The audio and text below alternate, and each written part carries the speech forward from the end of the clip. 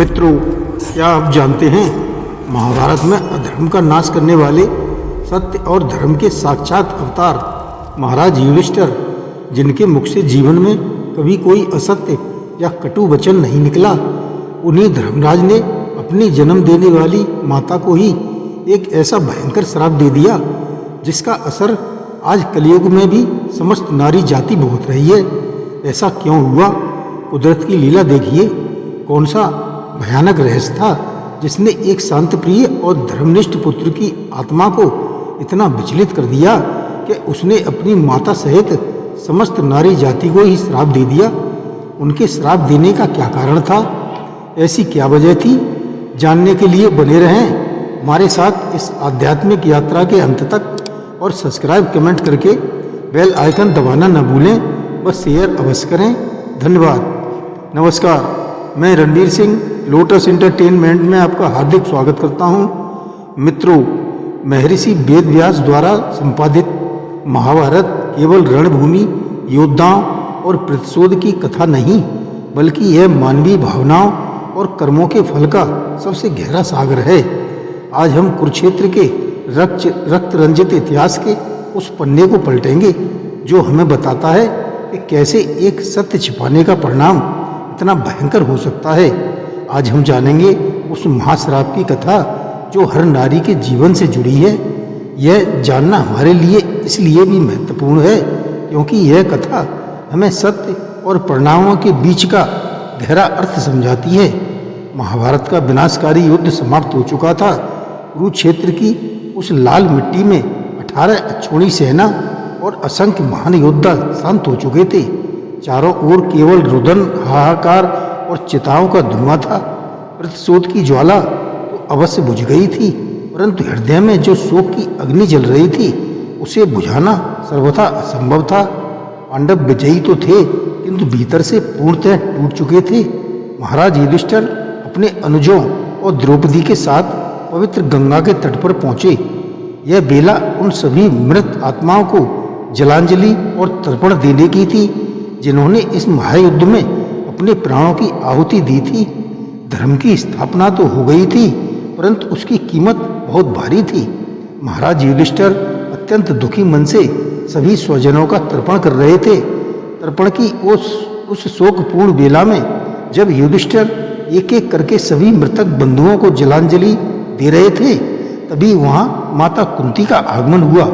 उनके नेत्रों से अश्रुओं की अविरल धारा बह रही थी। एक ऐसा बोझ, एक ऐसा प्रलयंकारी रहस्य जिसे उन्होंने जीवन भर अपने हृदय में दबाए रखा था, आज वह फूट पड़ने को आतुर था। कुंती कांपते हुए स्वर में बोली, पुत्र युधिष्ठिर, एक महान योद्धा और है जिसे तुम्हें तर्पण देना है। अंगराज कर्ण को भी अपने ज्येष्ठ भ्राता के रूप में जलांजलि दो। यह सुनते ही मानो पांडवों के पैरों से धरती खिसक गई। कुंती ने रुधे हुए गले से उस विधि के विधान को उजागर किया कि जिसे वे जीवन भर सूतपुत्र समझकर घृणा करते रहे। वह सूर्यपुत्र कर्ण वास्तव में उनका सगा बड़ा भाई था। माता कुंती के मुख से यह कठोर शब्द सुनते ही धर्मराज युधिष्ठिर मानो जड़वत हो गए। उनके हाथ से तर्पण का जल छूटकर रेत पर गिर पड़ा। जिस अंगराज कर्ण को उन्होंने आजीवन अपना परम शत्रु माना, जिसे रणभूमि में एक दुर्जय योद्धा मानकर जिसका वध किया गया, वह उनका ज्येष्ठ भ्राता था। यह कैसा विधि का क्रूर विधान था। युधिष्ठिर का हृदय घोर पश्चाताप और आत्मग्लानि की अग्नि में धू-धू कर जलने लगा। उन्होंने रुदन करते हुए कहा, हे माते, यह आपने क्या किया? तुच्छ राज्य के लिए हमने अपने ही सगे भाई को मार डाला। यदि यह सत्य हमें ज्ञात होता तो इस हस्तिनापुर का संपूर्ण साम्राज्य उनके चरणों में अर्पित कर देते। इस भयंकर सत्य ने धर्म के पथिक युधिष्ठिर की आत्मा को पूरी तरह से छिन्न भिन्न कर दिया। ज्येष्ठ भ्राता कर्ण की मृत्यु का सत्य जानकर केवल युधिष्ठिर ही नहीं, बल्कि सभी पांडव फूट फूट कर विलाप करने लगे। विशेषकर अर्जुन, जिनके बाणों ने निहत्थे कर्ण के प्राण लिए थे, वे अपने ही गांडीव और हाथों को निहारने लगे। अर्जुन का हृदय प्रतिशोध की उस ज्वाला को कोसने लगा जिसने उन्हें भाई की हत्या का महापापी बना दिया था। भीमसेन का बलशाली शरीर भी इस सत्य के वज्र प्रहार से कांप उठा। सभी भाइयों ने अश्रुपूर्ण नेत्रों से माता कुंती की ओर देखा और व्यथित होकर पूछा, ये माता, ऐसा कौन सा भय था जिसने आपको इतना बड़ा रहस्य छिपाने को विवश कर दिया? एक माँ होकर आपने ही पुत्रों को एक दूसरे का रक्त प्यासा कैसे बनने दिया? धर्म के ज्ञाता पांडवों के लिए यह आघात ऐसा था जिसने अनेक विजय के उल्लास को आजीवन शोक में बदल दिया। विलाप करते करते महाराज युधिष्ठिर की गहरी पीड़ा अब एक भयानक आक्रोश में परिवर्तित होने लगी। उनका रोम रोम कांप रहा था। उनके अंतर्मन ने यह स्वीकार कर लिया कि यदि माता कुंती ने यह सत्य पहले ही बता दिया होता तो न कुरुक्षेत्र का यह महाविनाश होता और न ही उन्हें भाइयों की हत्या का महापाप लगता। धर्म के मार्ग पर चलने वाला युधिष्ठिर को यह भान हुआ कि केवल एक रहस्य छिपाने के कारण ही असंख्य योद्धा अकारण ही मारे गए। उनका हृदय चित्कार कर उठा कि प्रतिशोध की इस ज्वाला का मूल कारण तो अपनों का ही मौन था। इस असहनीय पीड़ा, शोक और आत्मग्लानि से विक्षिप्त होकर सत्यवादी युधिष्ठिर ने कांपते हुए अपने दोनों हाथ आकाश की ओर उठा लिए। उनके नेत्रों में धधकती हुई वेदना अब एक प्रलयंकारी श्राप का रूप लेने को आतुर थी। शोक की पराकाष्ठा पर पहुंचकर धर्मराज युधिष्ठिर ने अपनी माता कुंती की ओर देखा और अश्रुपूर्ण नेत्रों से यह महाश्राप दे दिया जिससे तीनों लोग सिहर उठे। उन्होंने कहा, हे माते, आपने यह सत्य न छिपाया होता तो आज यह कुरुक्षेत्र का महाविनाश न होता।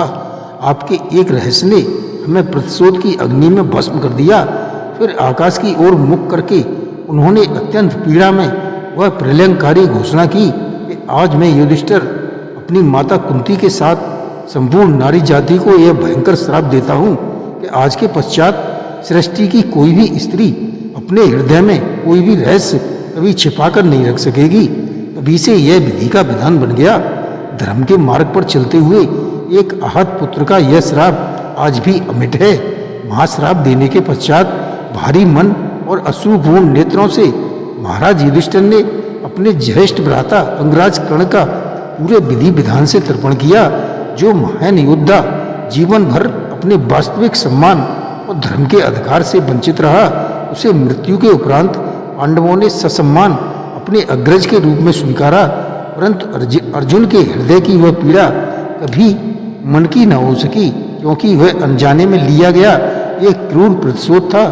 दूसरी ओर उनके मुख से निकला वह अमोघ वचन अब विधि का विधान बन चुका था। माता कुंती उस महाश्राप को मौन रहकर स्वीकार करने पर विवश थी। उस दिन से लेकर आज तक कलयुग का यह अटल सत्य है कि कोई भी नारी किसी भी रहस्य को अपने भीतर नहीं छिपा सकी। इस प्रकार कुरुक्षेत्र की उस रक्त रंजित भूमि पर एक और अध्याय सदा के लिए समाप्त हुआ।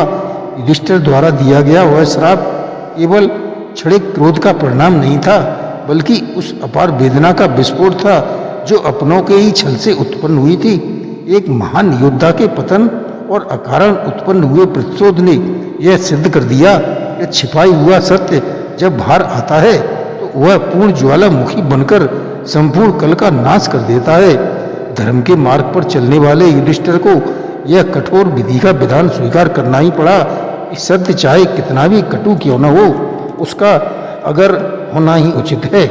माता कुंती का वह एक रहस्य महाभारत के सबसे बड़े दुखांतकों में से एक बन गया।